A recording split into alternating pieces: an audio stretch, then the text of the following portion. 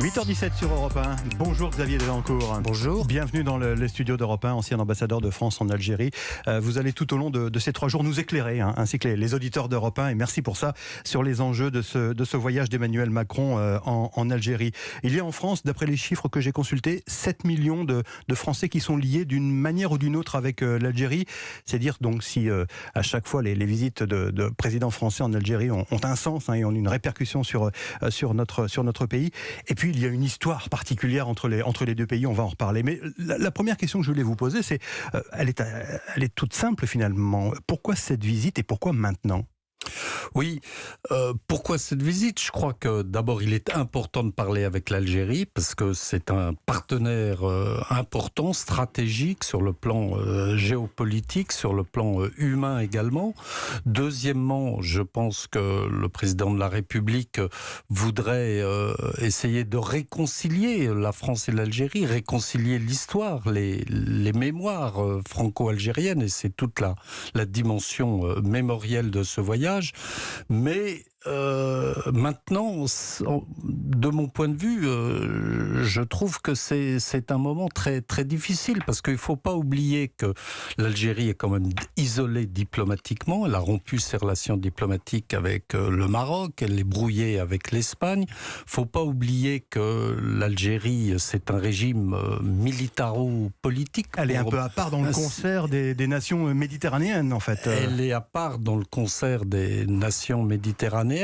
Il ne faut pas oublier qu'il y a une très forte répression depuis 2 ans, depuis la fin du Irak, et que les journalistes algériens sont quand même très empêchés d'exercer leurs fonctions librement. Et donc, c'est pas forcément le bon moment. Et donc, voilà, je pense qu'encore une fois que c'est important de parler avec l'Algérie, mais il faut créer les conditions de ce dialogue. Ouais. La première urgence, dites-vous, c'est la réconciliation, parce qu'il y a encore, comment dirais-je, des tensions entre les deux pays, des incompréhensions, des rancœurs qui subsistent. Oui, 60 ans après l'indépendance, il y a encore beaucoup d'histoires, d'incompréhensions. Mais je dirais que les 2 dossiers importants de ce point de vue pour l'Algérie, c'est la mémoire et les visas. Ouais. Alors, la mémoire, parlons-en quand même un petit mot. Est-ce que vous pouvez nous éclairer sur la formule utilisée par Emmanuel Macron de rente mémorielle ? Qu'est-ce qu'il a voulu dire par là ? Il a voulu dire que les dirigeants algériens, depuis l'indépendance, utilisent le discours anti-français et la mémoire de leur histoire, de la guerre d'indépendance, de manière récurrente, permanente. Et politicienne. C'est donc une rente, d'une certaine façon. C'est une rente politique, en fait. C'est une rente politique. Ouais. On parle beaucoup de cette question de rente mémorielle et de repentance aussi côté algérien. Il y a une exigence de repentance. Est-ce qu'on va en sortir un jour, d'après vous, Xavier Delancourt ?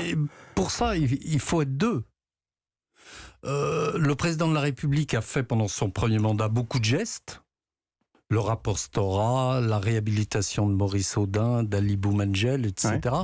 Mais il faut être 2, c'est-à-dire qu'il faut qu'il y ait du répondant du côté algérien. Et il n'existe pas ce répondant là pour l'instant ? Et il n'y a eu aucune réaction au rapport de Benjamin Stora. Il y a eu des injures même qui ont été adressées à ce rapport sur le thème c'est une affaire franco-française, nous ça ne nous concerne pas. Et puis en même temps en France il y a aussi des critiques sur le thème de la repentance, on l'accuse de... Voilà. Ça c'est la ligne rouge, la repentance. Alors, s'il y a eu un regain de tension ces dernières années, c'est à cause de l'affaire des visas. La France a réduit de 50% le nombre des visas accordés aux Algériens en réponse au fait qu'Alger rechignait à reprendre sur son territoire les Algériens expulsés de France.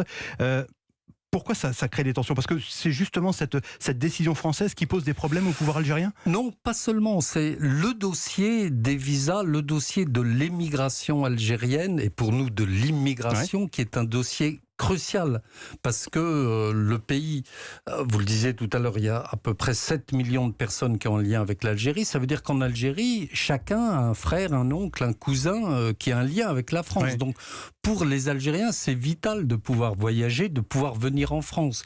Donc comme il n'y a pas eu de répondant, de coopération consulaire de la part de l'Algérie sur le rapatriement des clandestins algériens, ouais. La décision a été prise de réduire de 50% le nombre de visas. Ouais. Mais alors justement, et pour eux, ils veulent desserrer l'étau des visas. Mais pardonnez-moi, qui veut desserrer l'étau? Le pouvoir algérien ou alors la population, l'opinion algérienne C'est l'opinion algérienne qui est demandeur, mais qui fait pression sur le pouvoir pour desserrer encore une fois cet étau des visas. On était quand je suis retourné à Alger en 2017 pour mon second mandat, on était à 420 000 visas par an. Ouais. Aujourd'hui, on est à peu près à 75 000 visas au 30 juin. Ouais. Donc, vous voyez la différence considérable. Est-ce que la France peut-être va, comment dirais-je, atténuer cette politique, cette décision? Ça peut entrer dans le cadre du voyage de ces jours-ci pour Emmanuel Macron? Je pense que c'est un des objectifs, mais encore une fois, il faudrait qu'il y ait du répondant du côté algérien, qu'il y ait une vraie coopération de leur part pour ce qu'on appelle les OQTF, les obligations de quitter le territoire. Le dossier du gaz, Xavier Driancourt, on en parle beaucoup, on a l'air de présenter la solution algérienne comme étant la solution de remplacement au gaz russe qui fait défaut du fait de la guerre en Ukraine. Est-ce qu'on a raison de voir les choses comme ça, ou alors est-ce qu'au contraire, finalement, le gaz algérien est relativement marginal dans notre consommation? Non, le gaz algérien est marginal dans notre consommation. Il y a la présidente Denji qui accompagne le président de la République, mais je ne crois pas que ça soit l'objet du voyage du président. On va en parler quand même. On va en parler, évidemment, mais ça intéresse beaucoup les Italiens. Mario Draghi est allé à 2 reprises à Alger. Il nous a devancé d'ailleurs en la matière. Oui, mais du côté français, ce n'est pas un sujet clé. Non, vous ne pensez pas, donc vous ne faites pas partie de ceux, Xavier Driancourt, qui pensent que d'une certaine façon, Emmanuel Macron va négocier un deal visa contre gaz? Non. On pourrait penser, pourtant que... On pourrait le penser, mais je ne crois pas. Je crois que les dossiers sont suffisamment importants en eux-mêmes. Le dossier des visas, le dossier de la mémoire, sont encore une fois les 2 dossiers clés pour ce voyage. Le fait que l'Élysée, officiellement, dans les communiqués officiels, insiste sur le fait qu'Emmanuel Macron va parler à la jeunesse algérienne, va parler de l'avenir des relations entre les 2 pays, c'est peut-être aussi une façon de mettre un petit peu sous le boisseau justement tous les sujets qui fâchent au niveau de... C'était déjà un peu le cas lors de sa précédente visite en 2017. Mais attention, la jeunesse algérienne, qu'est-ce qu'elle demande? Des visas. Encore une fois, oui. Oui. Mais donc, on tourne en rond. Et parler à la jeunesse algérienne, qu'est-ce qu'ils vont demander dans les échanges avec la délégation française? Donnez-nous plus de visas. Vous étiez encore, vous le rappelez à l'instant, ambassadeur de France en Algérie. Donc à Alger, on a du mal à percevoir, nous, côté français, ce que pensent vraiment les Algériens de nous, les Français. Je veux dire, là-bas, en Algérie. C'est contradictoire, parce que moi, en tant qu'ambassadeur et à titre personnel, j'ai toujours été très bien accueilli. Et encore une fois, chaque Algérien a de la famille en France, chacun parle plus ou moins le français, donc il y a une vraie filiation avec la France, mais en même temps, ce sont des gens qui ont été éduqués dans cette rente mémorielle et dans un discours anti-français. On pourrait dire assez familièrement, pardonnez-moi l'expression par avance, qu'ils adorent nous détester, c'est un peu ça? C'est un peu cela, ça résume. Non mais voilà, vous voyez ce que je veux dire? Parce qu'il y a un lien à la fois... Il y a un lien contradictoire d'amour et de haine. Et est-ce que Emmanuel Macron le comprend bien, ça? J'imagine qu'il a toutes les données sur ce dossier algérien qui est extrêmement périlleux. Il est périlleux parce que c'est de la politique étrangère et de la politique intérieure française. La combinaison des deux. C'est la combinaison des deux. Et aucun autre pays n'a cette dimension. L'Ukraine n'a pas cette dimension. Je disais ce matin dans un article, pardonnez-moi, j'ai oublié, je crois que c'est dans le Figaro, en matière de relations avec l'Algérie, tous les dirigeants français, quels qu'ils soient, ont toujours marché sur des œufs. C'est bien ça. C'est bien ça.